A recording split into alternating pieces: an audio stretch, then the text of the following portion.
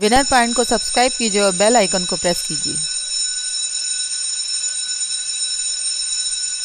Hello everyone, welcome back to Winner Point Education. मैं अमिता त्रिपाठी, आपकी Hindi Sanskrit teacher. आज मैं फिर से आपके सामने प्रत्यक्ष रूप में प्रस्तुत हुई हूँ। आज मैं क्लास 12th वेतान भाग 2 का पार्ट 1 लेकर आई हूँ, जिसका नाम है सिल्वर वेडिंग, जिसके लेखक हैं मनोहर श्याम जोशी।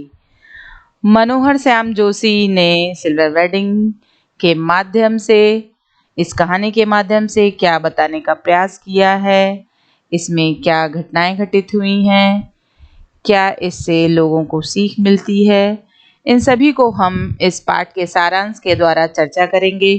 तो पाठ का सारांश पढ़ाने से पहले मैं आप लोग से अनुरोध करती हूँ, यदि आप अभी तक मेरे चैनल पर नहीं जुड़े हैं तो तुरंत जुड़ जाइए। मेरे चैनल को सब्सक्राइब कीजिए, लाइक कीजिए और शेयर कीजिए। लाइक और शेयर ठोक दीजिए, महाकाल का दबाकर लाइक और शेयर ठोक दीजिए। 5000 लौटे दिख जाना चाहिए। जितना हो सके उतना मैं आपके लिए प्रस्तुत हूँ। तो आइए प्रारंभ करते हैं पाठ का सारांश। पाठ के सारांश में सिल्वर वेडिंग में मनोहर श्याम जोशी जी ने क्या उनकी कथा है, क्या कहानी है। यह एक लंबी कहानी है, लेखक की अन्य रचनाओं से कुछ अलग दिखाई देती है। आधुनिकता की ओर बढ़ता जो हमारा समाज है और एक और कई नई उपलब्धियों को समेटे हुए है, जो कि जो मनुष्य को मनुष्य बनाए रखने के लिए कहीं घिसते चले गए हैं। जो हुआ और सम हाउ प्रॉपर के दो जुमले इस कहानी के बीच वाक्य का काम करते हैं। जो हुआ होगा में यथास्थितिवाद यानी ज्यों का त्यों स्वीकार लेने का एक भाव से तात्पर्य है सम हाउ इम्प्रॉपर। प्रॉपर में एक अनिर्णय की स्थिति है। ये दोनों ही भाव इस कहानी के मुख्य चरित्र यशोधर बाबू के भीतर के द्वंद्व हैं, जो आपस में ही उनके अंदर चलते रहते हैं। वो हर बात पे अपनी इन बातों का प्रयोग करते हैं। वे इन स्थितियों का जिम्मेदार भी किसी व्यक्ति को नहीं ठहराते हैं, वे अनिर्णय की स्थिति में रहते हैं, तो ये इन्हीं शब्दों का प्रयोग करते हैं। तो आइए कहानी प्रारंभ करते हैं। इसमें उस समय की बात है जबकि दफ्तर में सेक्शन अफसर यशोधर बाबू जब आखिरी फाइल का काम पूरा कर चुके होते हैं, तो दफ्तर में घड़ी पर जब उनकी नजर पड़ती है तो समय क्या हो रहा होता है, 5:25 हुए थे और वे अपनी घड़ी सुबह शाम रेडियो समाचारों से मिलाते हैं। जब उन्होंने उस घड़ी से अपनी घड़ी की तुलना की तो इस क्या होता है कि वे दफ्तर की घड़ी को सुस्त बताते हैं, अपनी घड़ी को सही बताते हैं। इसका कारण भी बताते हैं कि अधीनस्थ को भी 5 बजे के बाद भी रुकना पड़ता है। उसका यही वो निकालते हैं मतलब कि इस घड़ी के सही ना होने के कारण वहाँ कार्यकर्ता जितने हैं जो काम कर रहे हैं उनको रुकना पड़ता है। उनके घर के प्रति भी कुछ जिम्मेदारियां होती हैं जो कि वो इन्हीं लापरवाहियों की वजह से नहीं कर पाते हैं। तो इसका कारण अधीनस्थ को भी 5 बजे के बाद भी रुकना पड़ता है। वापसी के समय वे किसनदा की उस परंपरा का निर्वाह करते हैं जिसमें जो जूनियर हैं उनके वो उनसे थोड़ा बहुत हल्का फुल्का मजाक कर लेते हैं। दफ्तर में नए असिस्टेंट आए हुए हैं। जो असिस्टेंट चड्ढा की जोड़ी मोहरी वाली पतलून, जो चौड़ी मोहरी वाली उन्होंने पतलून पहनी है, ऊंची एड़ी के जूते हैं। पंजी को समहाउ इम्प्रॉपर मालूम होते हैं। उसने थोड़ी बदतमीजी पूर्ण व्यवहार करते हुए पंजी से कहा, चूनेदानी का हाल पूछा। पंजी ने उसे जवाब दिया। फिर चड्ढा ने पंजी की कलाई थाम ली, कहा कि यह पुरानी है। जब उन्होंने ऐसी बात की तो उन्होंने उसी कलाई को पकड़ लिया। अब तो डिजिटल जापानी घड़ी का जमाना, उन्होंने उनसे कहा, अब तो डिजिटल का जमाना है और आप अभी सस्ती हुई ही घड़ी पहने हुए हैं। तो पंजी से उससे बताते हुए कि आप पंजी ने उसके जवाब में क्या कहा कि घड़ी उन्हें शादी में मिली थी और यह घड़ी भी उनकी ही तरह पुरानी हो गई है अभी तक, फिर भी वो अभी तक सही समय उन्हें देती है। अब सही समय देती है तो वही वो बताते हैं कि पिछले कई वर्षों में यशोधर बाबू ने अपनी पत्नी वह बच्चों से हर छोटी छोटी बात पर मतभेद उनका होने लगता है। इसी वजह से उन्हें घर जल्दी लौटना अच्छा नहीं लगता, क्योंकि यहाँ पर दोनों की विचारधारा में थोड़ा सा बदलाव है। दोनों की विचारधाराओं में थोड़ा अंतर है। उनका बड़ा लड़का एक प्रमुख विज्ञान संस्था में नौकरी पर लगा हुआ था। यशोधर बाबू को यह समहाउ प्रॉपर लगता है, क्योंकि यह कंपनी शुरू में ही 1,500 रुपए प्रतिमाह वेतन देती थी। उन्हें कुछ गड़बड़ लगती थी, तो उनका दूसरा बेटा आईएएस की तैयारी कर रहा होता है। अब उसका एलाइड सर्विसेज में ना जाना भी उसको अच्छा नहीं लगता है। अब उनके तीसरे बेटे की बात आती है, तो तीसरा बेटा उनका स्कॉलरशिप लेकर अमेरिका चला गया है और उनके एकमात्र बेटी शादी से इनकार करती है। साथ ही वह डॉक्टरी की उच्चतम शिक्षा के लिए अमेरिका जाने की धमकी भी देती है। वे अपने बच्चों को तरक्की से खुश हैं, परंतु उनके साथ सामंजस्य नहीं बैठा पाते हैं। कहने का तात्पर्य है कि वो ये सब तो देख रहे हैं, लेकिन वो जिस तरह से उनके साथ, अपने बच्चों के साथ उन्हें तालमेल बिठाना है, वो वैसा नहीं कर पा रहे हैं। और यही उनके और उनके परिवार के बीच में आ जाता है। यशोधर की पत्नी जो संस्कारों से आधुनिक नहीं है, परंतु बच्चों के दबाव में वो मॉडर्न बन गई हैं। माने वो चेंज हो गई हैं, वो बदल गई हैं अपने बच्चों के लिए, लेकिन वो नहीं बदले हैं। शादी के समय भी वे एक संयुक्त परिवार का दबाव झेलना पड़ता था। जब उनका विवाह हुआ था, यशोधर ने उनसे आचार व्यवहार के बंधनों में रखा। अब वह बच्चों का पक्ष लेती हैं, चूंकि बच्चे बड़े हो गए हैं। बच्चों का साथ नहीं देंगे तो काम नहीं चलेगा, तो माँ को अपने बच्चों का साथ देना ही पड़ता है। अपनी सहूलियत के हिसाब से यशोधर की बातें मानने की बात कहती हैं। यशोधर उसे सालियल बुढ़िया, चटाई का लहंगा या बूढ़ी मुंह से लोग करे तमाशा कहकर कुछ ऐसे ही विद्रोहजनक बातें कह के उनका मजाक उड़ाते हैं, परंतु वे खुद ही तमाशा बनकर रह गए हैं। किसंदा के क्वार्टर के सामने खड़े होकर वे सोचते हैं कि वे शादी ना करके पूरा जीवन समाज को समर्पित कर देते तो अच्छा। उनका मानना था कि हम शादी ही ना करते तो अच्छा था। तो कहना था कि वे मन ही मन स्वीकार यही करते हैं। तो जब वो वहाँ पे अपने घर में जाते हैं, तो कोई किसी ना किसी कारण से उनके आपस में टकराव हो ही जाता है। मन ही मन उनका मन यही कहता है कि ऐसा कुछ हो जाता। दुनियादारी में उनके बीवी बच्चे अधिक सुलझे हुए हैं, परंतु वे अपने सिद्धांत नहीं छोड़ सकते। वे मकान भी नहीं लेंगे। किसंदा कहते थे, मूर्ख लोग मकान बनाते हैं, सयाने उनमें रहते हैं। रिटायरमेंट होने पर गांव के पुश्तैनी घर चले जाओ। वे इस बात को आज भी सही मानते हैं। उन्हें पता है कि गांव का पुश्तैनी घर टूट फूट चुका है तथा उस पर अनेक लोगों का हक है। उन्हें लगता है कि रिटायरमेंट से पहले कोई लड़का सरकारी नौकरी में आ जाएगा तो क्वार्टर उनके पास रहेगा। उनकी यही सोच होती है। और बिरला मंदिर के प्रवचनों में उनका मन लगता है। उम्र ढलने के साथ किसंदा की तरह रोज मंदिर जाना, संध्या पूजन करना, गीता प्रेस गोरखपुर की किताबें पढ़ना, ये सारी यत्न उनके चलते रहते। मन के विरोध को भी वे अपने तर्कों से खत्म कर देते हैं। मैंने अपने ही तर्क से वो समझा लेते हैं, किसी और की वो सुनना ही नहीं चाहते हैं। गीता के पाठ में जनार्दन शब्द सुनने से उन्हें अपने जीजा जनार्दन की याद आ जाती है।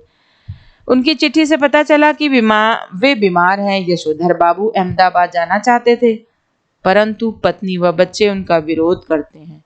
यशोधर खुशी गम के हर मौके पर रिश्तेदारों के यहाँ जाना जरूरी समझते थे और बच्चों को भी वैसा बनाना चाहते थे कि दुनियादारी भी जरूरी है। किंतु उस दिन हद ही हो गई थी,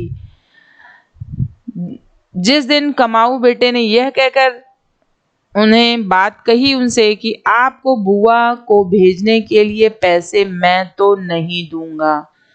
अब ऐसे में उनकी क्या हालत होती है। यशोधर की पत्नी का कहना है कि उन्होंने बचपन में ही कुछ नहीं देखा। माँ के मरने के बाद विधवा बुआ ने यशोधर का पालन पोषण किया था।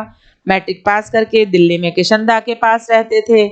मैंने उनका पालन पोषण, उनका आसपास का सामाजिक चलन ही कुछ ऐसा था। वे भी कुंवारे थे, उन्हें भी कुछ नहीं पता था। तो जब ऐसे लोगों के साथ रहते तो उन्हें कैसे रीति रिवाज पता चलते। अतः वे नए पर्वतों से वाकिफ बिल्कुल ही नहीं थे। उन्हें धार्मिक प्रवचन सुनते वे भी पारिवारिक चिंतन में डूबा रहना अच्छा नहीं लगा। ध्यान रखने लगाने का कार्य रिटायरमेंट के बाद ठीक रहता है, ऐसा उनका मानना था। इस तरह की तमाम बातें यशोधर बाबू के पैदाइशी बुजुर्गवार हैं।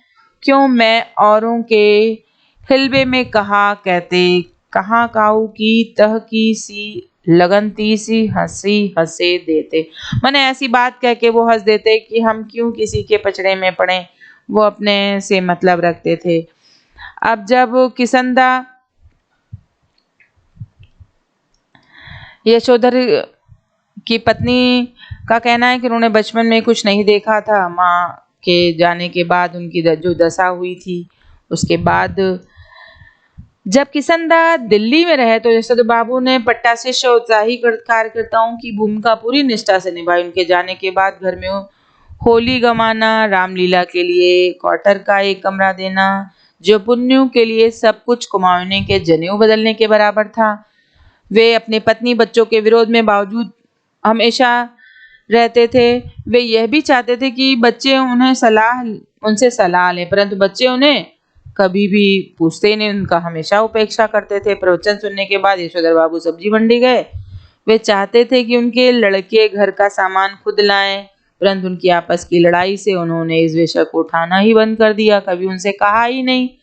बच्चे चाहते थे कि वे इन कामों के लिए नौकर रख लें, लेकिन भैया यशोधर बाबू अलग ही उनकी बात। यशोधर को यही समहाउ इम्प्रॉपर मालूम होता था। उनका बेटा अपना वेतन उन्हें दे, क्या वह ज्वाइंट अकाउंट नहीं खोल सकता था? उनके ऊपर वह हर काम अपने पैसे से करने की धौंस देता था। घर में वह तमाम परिवर्तन अपने पैसों से कर रहा है। वह हर चीज पर अपना हक जताता था, समझता था। जब सब्जी लेकर वे अपने क्वार्टर पहुंचे तो वहां एक तख्ती पर लिखा था वाईडी पंत।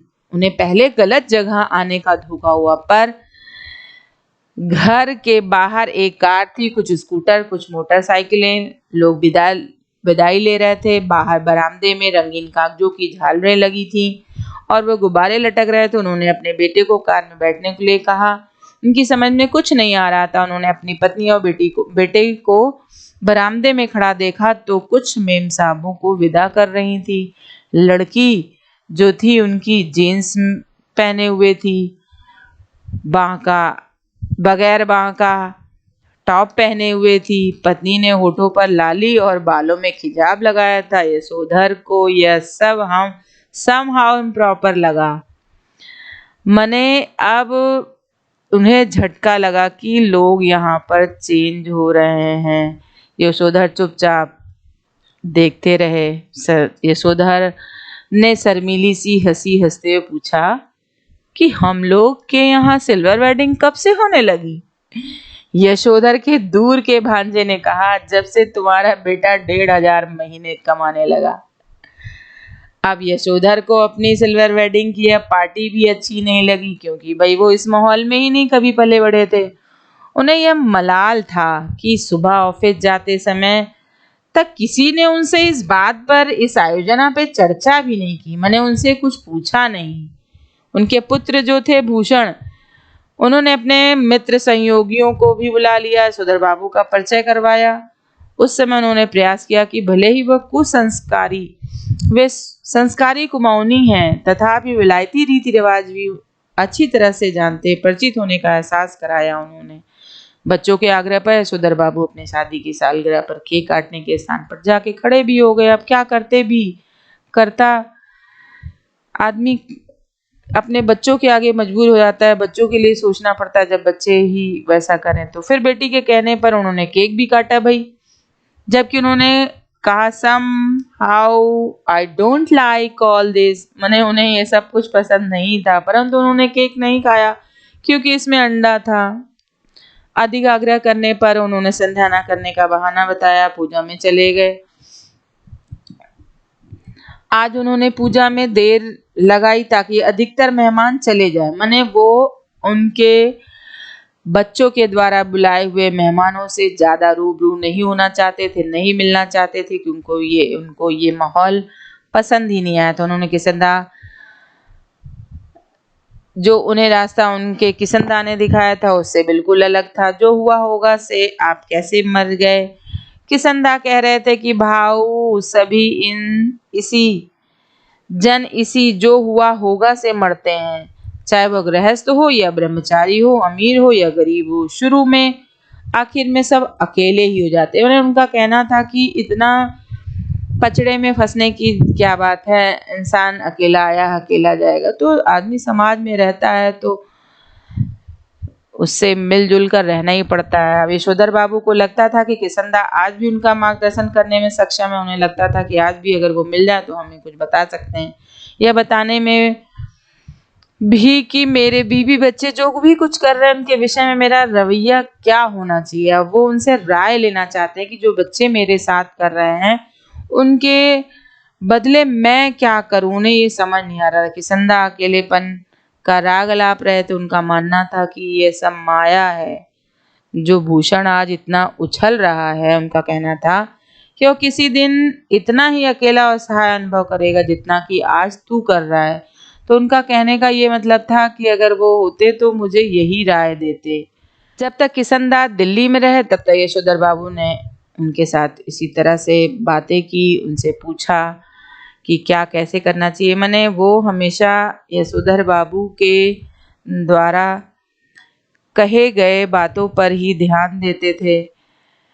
अब यशोधर बाबू को लगता था किसंदा आज भी उनका मार्गदर्शन करने में सक्षम है और यह बताने में भी कि जो वो कर रहे हैं वो क्या सही कर रहे हैं। बच्चों के आग्रह पर यशोधर बाबू अपनी शादी की सालगिरह पर केक काटने के स्थान पर खड़े भी हो जाते हैं। बेटी के कहने पर सारा चीज़ करते भी हैं। अब उनको बार बार लेकिन किसकी याद आती है? अपने किसंदा की। इस बीच यशोधर की पत्नी वहां आकर झिड़कते हुए पूछा उन्होंने कि पूजा में ही बैठे रहेंगे। मेहमानों के जाने की बात सुनकर वे लाल गमछे में ही बैठक में चले गए। बच्चे इस परंपरा के सख्त खिलाफ थे। उनकी बेटी इस बात पर बहुत झल्लाई। टेबल पर रखे प्रेजेंट खोलने की बात कही। भूषण उनको खोलता है कि यह ऊनी ड्रेसिंग गाउन है। सुबह दूध लाने के लिए के समय यह आप जो फटा कपड़ा पहनते हैं उसी के लिए पुलोवर पहनकर चले जाते। वह बुरा लगता उन्हें। बेटी पिता का पजामा कुर्ता उठा लाई कि इसे पहनकर गाउन पहने। बच्चों के आग्रह पर वह गाउन पहन लेते हैं। उनकी बात उनको मन से तो नहीं अच्छी लगी, लेकिन बेटी पिता का पजामा कुर्ता उठा लाई, इसे पहनकर गाउन पहने। बच्चों के आग्रह पर उन्होंने गाउन पहना भी। उनकी आंखों की कोर में जरा सी नमी चमक आई। यह कहना कठिन होगा कि उनको भूषण की यह बात चुभ गई कि आप इसे पहनकर दूध लेने जाएंगे। वह स्वयं दूध लाने की बात नहीं कर रहा था। वह तो यह चाहता था कि जो उनके पिताजी पहले जिन कपड़ों में जाते थे वो फटा पुराना था और वो चाहते थे कि वो गाउन पहनकर जाएं, क्योंकि बच्चों का इस समाज में जो रुतबा था वो बनाए रखना चाहते थे। इसलिए वो अपने पिता से इसी तरह का व्यवहार चाहते थे। वो चाहते थे वो कभी, लेकिन पिताजी का मानना ये था कि बच्चे कहीं खुद कह दें कि पिताजी आप ना जाओ, मैं चला जाऊंगा। तो ये सारी चीज़ें आती हैं। इस कहानी के माध्यम से ही समझ में आया कि हर माँ बाप चाहते हैं कि एक दिन उन्हें भी आराम मिलना चाहिए। जब बच्चे उनके बड़े हो जाएं तो उनको अपने बच्चों की मदद चाहिए। तो यहाँ इस कहानी के माध्यम से यही बताया गया कि दोनों के व्यवहार में परिवर्तन था थोड़ा, लेकिन उनकी माँ उनका साथ देती हैं। तो बच्चों, आज सिल्वर वेडिंग का सारांश यहीं पर समाप्त होता है। और सारांश समाप्त करने से पहले मैं आपसे अनुरोध कर रही हूँ, यदि आपने मेरे चैनल को अभी तक सब्सक्राइब नहीं किया है तो तुरंत कर दीजिए। इससे पहले के जितने मेरे वीडियो हैं उसे पहले देख लीजिए। मैं अगला पार्ट लेकर मैं पुनः आपके सामने उपस्थित होंगी। इसके बाद मेरा अगला वीडियो प्रश्नोत्तर का होगा, सिल्वर वेडिंग, फिर नेक्स्ट वीडियो। तो तब तक के लिए धन्यवाद।